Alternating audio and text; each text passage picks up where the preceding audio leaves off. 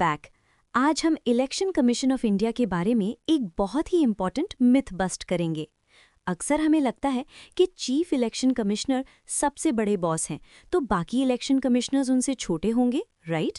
उनकी सैलरी कम होगी, पावर कम होगी। अगर आप ऐसा सोचते हैं तो क्वेश्चन नंबर 30 आपकी आंखें खोल देगा।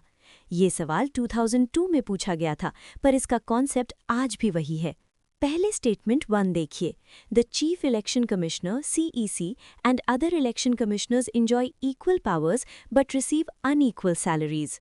ये स्टेटमेंट गलत है। इलेक्शन कमीशन में चाहे वो CEC हो या अदर कमिश्नर्स, सबकी पावर्स बराबर हैं और सबकी सैलरी भी बराबर है। अगर किसी डिसीजन पर डिसएग्रीमेंट हो जाए तो फैसला मेजॉरिटी से होता है। ऐसा नहीं है कि CEC ने बोल दिया तो वही होगा। CEC फर्स्ट अमंग इक्वल्स हैं, बॉस नहीं। अब स्टेटमेंट 2 और 3 को साथ में देखते हैं। स्टेटमेंट 2 कहता है कि CEC की सैलरी सुप्रीम कोर्ट जज के बराबर होती है।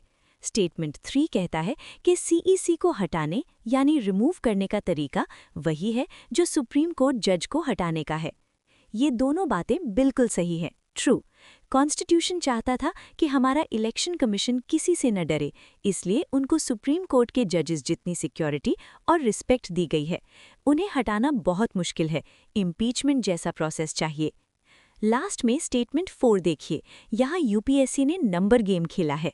लिखा है टर्म इज 5 years और टिल एज ऑफ 62। यहाँ आपको फैक्ट्स याद होने चाहिए।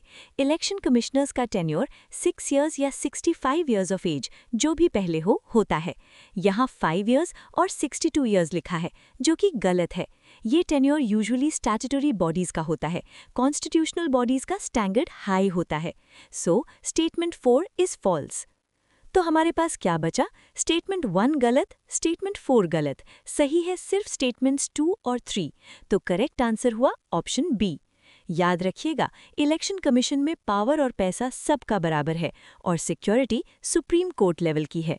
मिलते हैं नेक्स्ट वीडियो में एक और इंटरेस्टिंग कॉन्सेप्ट के साथ। Happy learning.